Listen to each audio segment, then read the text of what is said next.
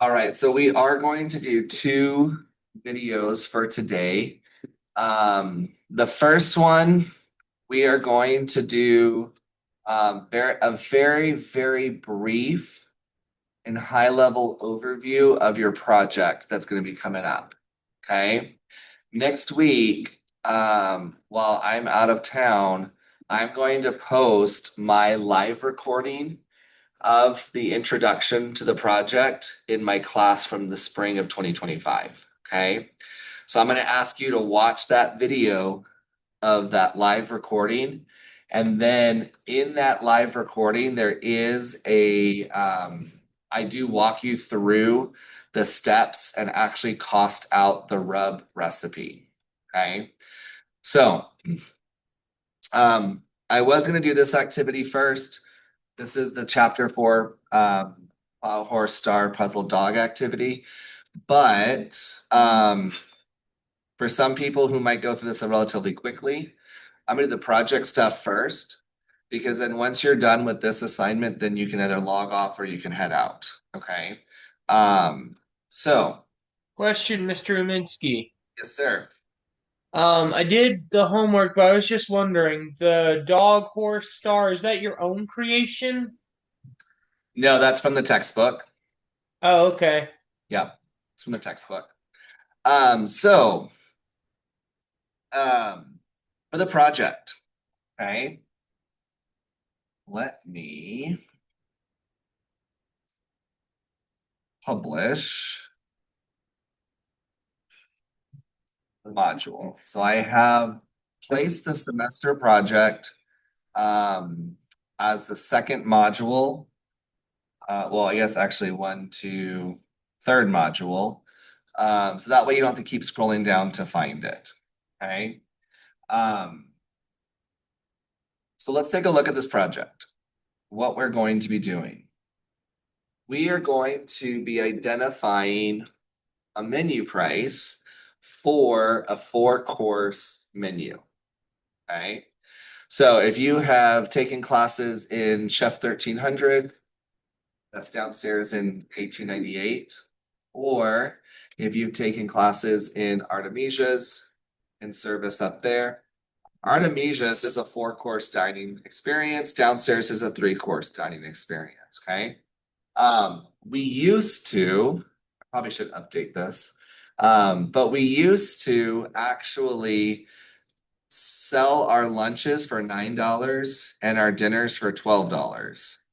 So now downstairs is $15 and upstairs is $18.98.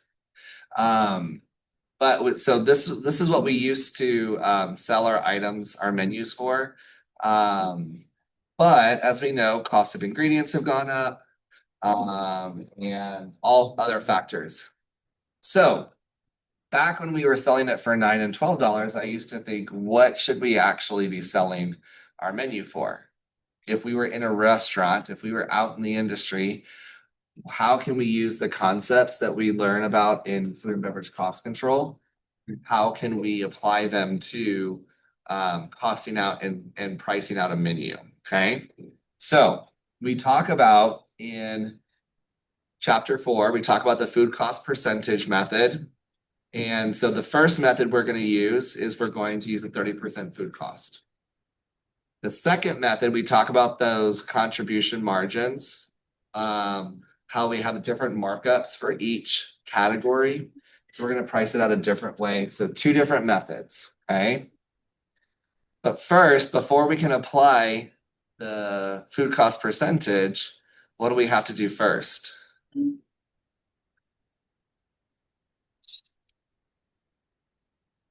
Before we can figure out how much we're going to sell our items for, what do we have to figure out? Food costs. The food cost of how much it makes that costs us to make it, right? And that's what we're going to do. We're going to cost out 10 recipes. Okay. This project is due the week of Thanksgiving. So it's due like in 2 months almost, right? So that's Right. 8 weeks. We have I'm we have sorry. homework due. The week of Thanksgiving is crazy. I'm sorry. I'm sorry, Patricia, you cut out. So sorry. Where can I find that? I'm sorry, I'm having a hard time understanding. If you can type your question in the chat, I'll be able to better help you. This will be due the week of Thanksgiving. We are not gonna have class the week of Thanksgiving. All you're gonna do is turn your project in online, okay? All I do during the week of Thanksgiving is collect projects. So, after we've cost out every recipe, then you're going to do your final calculations to determine how much we should sell it for. And then you're going to answer these 5 questions. Okay. So it's a relatively time-consuming project up front with the recipes, but then after we get those done, then it's pretty straightforward after that. Okay. So again, next week, while I'm out of town, I'm going to have you complete the 2 prep quizzes for the project. You should watch the video first and then take the prep quizzes. And then also the rub recipe, completing the first recipe, the rub recipe. Okay. All of that is going to be in the live recorded lecture that I'm going to share with you from spring of 2025. Okay. So all you have to do is open up that video on one side of your screen, have the homework, have the canvas open on the other side of the screen so you can click and follow through and just follow along with that video. Okay. But I didn't want to just leave it to the video. I want to give you at least a quick rundown and introduction to the project module so you can kind of see what everything is in there. Okay. So in the semester project, the menu set 2, this is going to be all of your recipes. Okay. Some of these recipes may look familiar because we still use some of them today. But some of them may not because they've rolled off of our menu sets. Okay. But all the recipes are here in this recipe page. Okay. Then this worksheet, this is how you're going to cost out all of your recipes. So there's going to be one worksheet for each recipe. Okay. Patricia, the document for the project is in the project module. I just published it. So I didn't want you guys to have access to that until I talked about it. All right. So let's see if I can download it. Your project is going to be typed. Okay. I do not want any handwritten projects. Why? What's the difference between a handwritten project and a typed project? Easier to read. It's easier to read. What else? I was gonna say that the Word document, it's a lot more consistent. Okay. Some students don't have the greatest handwriting, so Okay, yep. Some students don't have the greatest handwriting. I don't have the greatest handwriting. Okay. Easier to transfer and save and create multiple copies. Absolutely. Easier to transfer and save to make multiple copies. And flat out, it's just more professional. Okay. It just looks cleaner. It looks more professional. So everything will be typed. So each quiz that you have will have its own recipe page. Okay. Then go back to the module. Then we have the Chef Tech inventory list. The Chef Tech inventory list, this is where you're going to find the majority of your ingredients. Okay. So this is where you're gonna find the majority of the ingredients.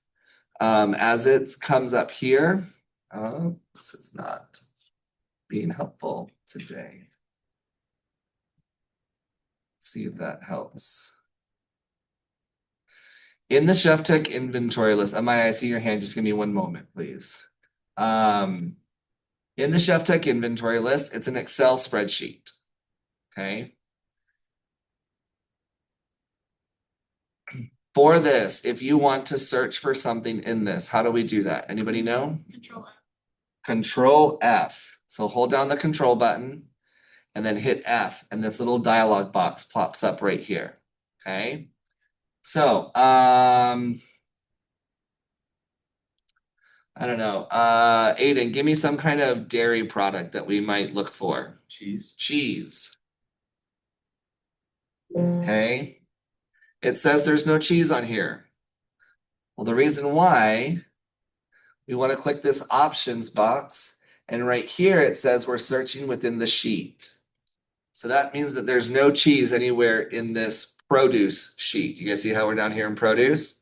So of course I could go to dairy, but what you might do is instead of search within the sheet, you might search within the workbook. Okay, and that's going to switch from tab to tab. Now we have cheese. Okay, so you want to switch when it says within, you click that options button, expand it, and you switch from sheet to workbook. And then that way it'll search your entire workbook, okay, not just the sheet that you have visible. Questions about searching in Excel? That's Control F. Control F, yes. And Control F is going to work in any situation.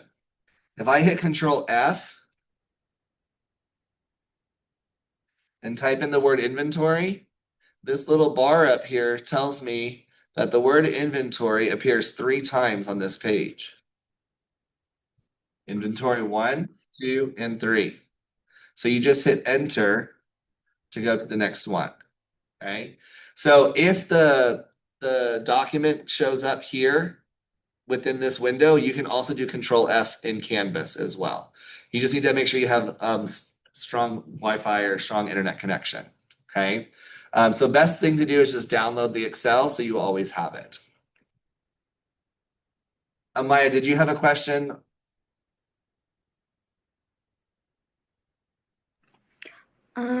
It was just that it's hard for me to access the spreadsheet. Like anytime you say like, oh, download the spreadsheet, I can never access it. But recently I downloaded it, so that's why I put my hand down. Okay, cool. So the next thing that we're going to be looking at is our volume to weight conversions. Okay, this link right here goes to a calculator. Okay, and we're converting volume to weight. And what do we mean by that? Why would we convert volume to weight? So it's all consistent. So it is consistent, absolutely.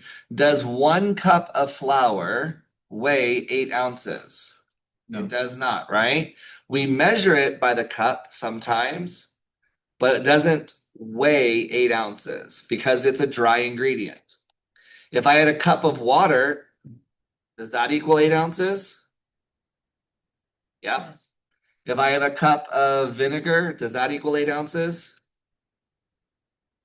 Yes. Yep. If I have a cup of oil, does that equal 8 ounces? Yes, so long as Yes, it's because they're liquid. all liquids. When we're measuring liquids, if it says a cup, then we know we can convert that to 8 ounces, right? Or if it says a tablespoon of vanilla, what is the volume of a tablespoon? Half an ounce. Half of a fluid ounce, yes, okay? If I'd say a tablespoon of cornstarch, is that 8 ounces? No. Or sorry, is that a half an ounce? No. No, it's not. So let's find out what that half an ounce of cornstarch weighs.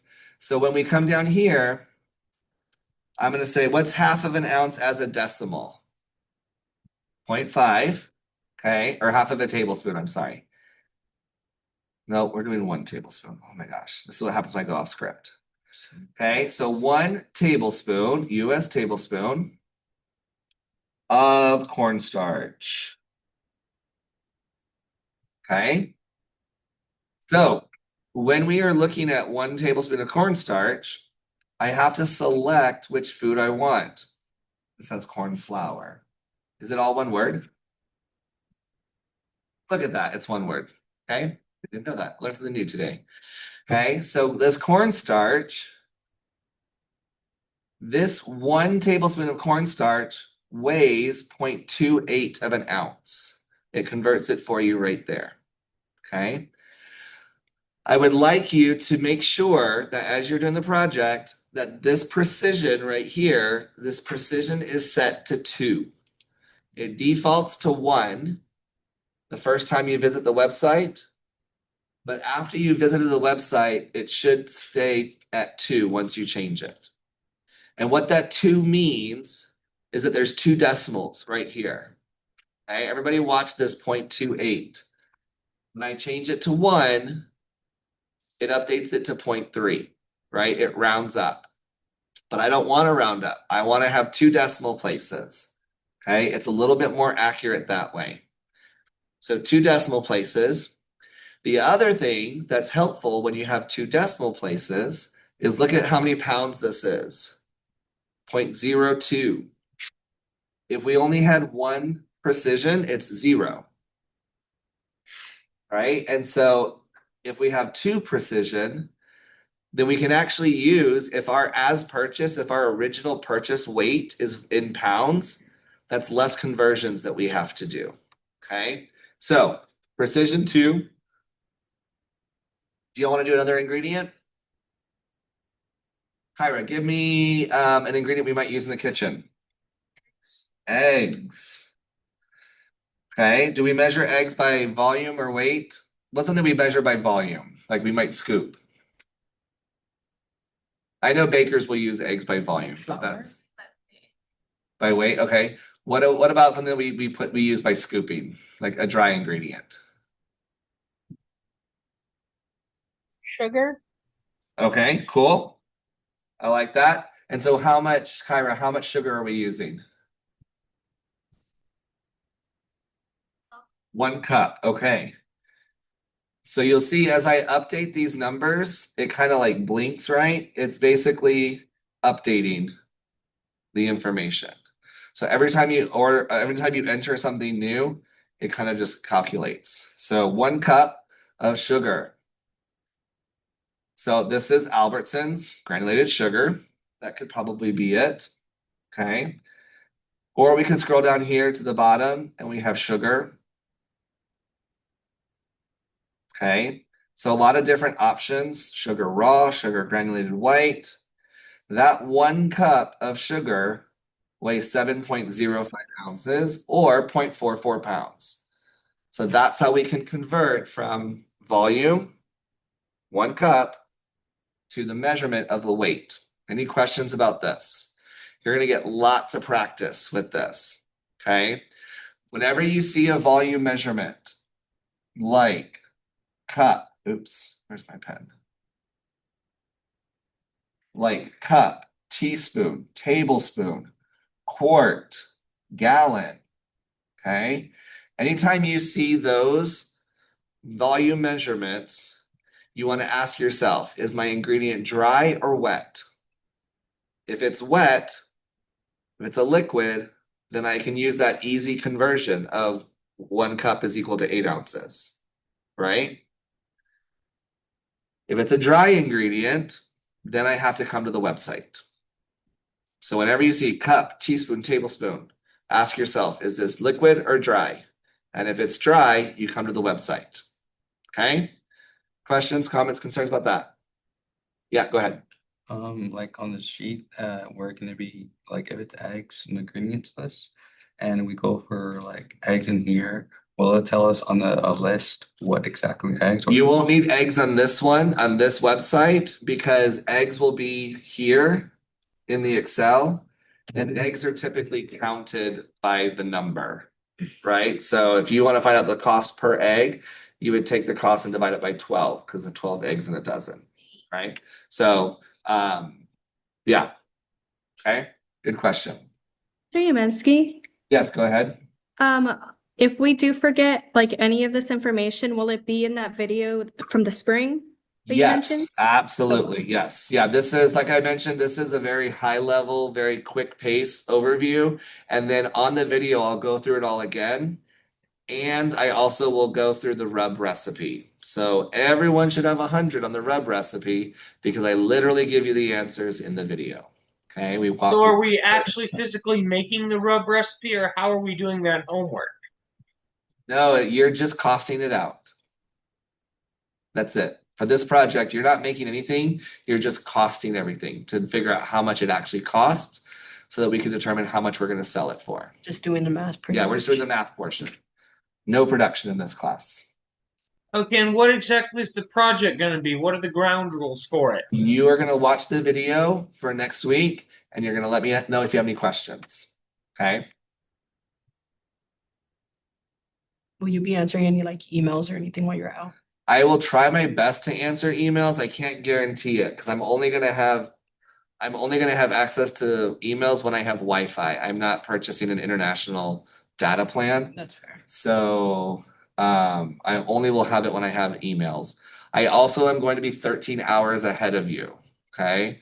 So when we normally have class at 2 o'clock, it will feel like it'll be 3:30 in the morning, 3 o'clock in the morning where I am.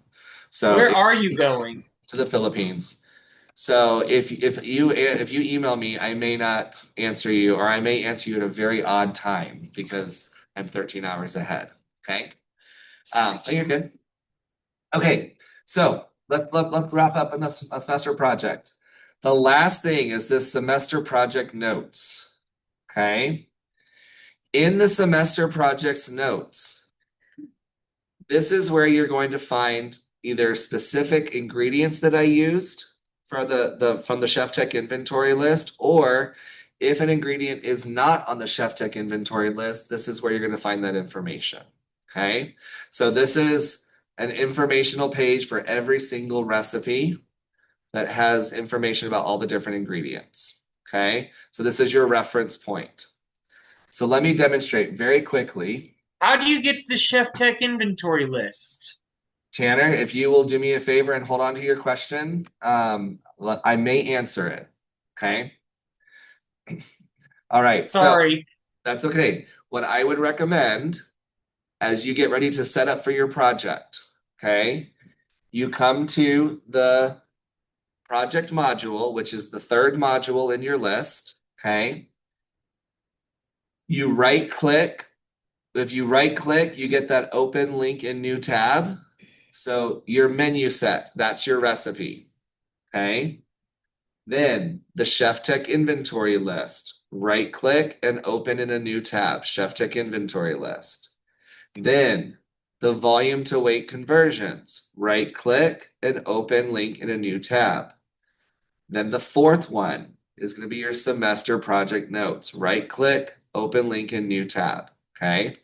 So anytime you log into my office hours and have a question about an ingredient, that's what I'm going to do, is I'm going to open those 4 tabs, because then I can very quickly go through and click from tab to tab to get access to the information that I need. Okay.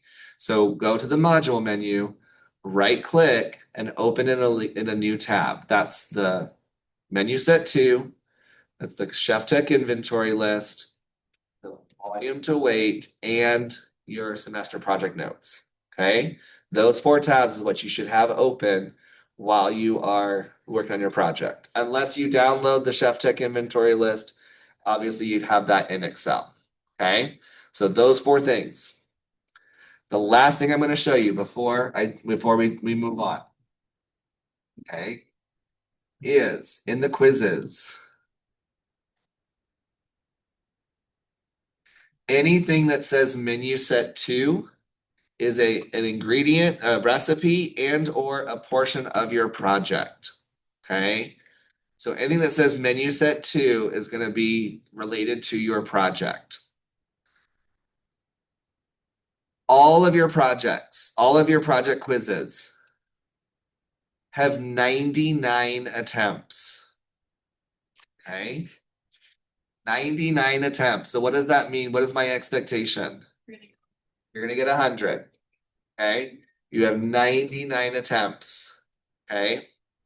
You don't want to make it 100. So what I would like you to do is, and I'll demonstrate this on the full video for that I'll share with you. But what I would like you to do is do your whole recipe, enter all the numbers, okay, and then hit submit. And then let's say you get 1 ingredient incorrect, okay, or let's say you get 5 ingredients incorrect. Focus on 1 ingredient at a time. Don't waste time typing in all the answers that you know are right. Just go to that one, enter it, and if you submit the quiz, and it's still a grade of 0, then guess what? That ingredient is still wrong. But if you submit the quiz and you've only answered one question and you get a grade of 1, then you know that that answer is correct. Right? Rather than trying to do those five ingredients that you missed, put them all 5 in and then see what your grade is. No, just do one at a time. And then once you know that one's correct, move on to the next one. I've had students that use 30 attempts. That's okay. Because ultimately I want you to have the correct answer. Okay?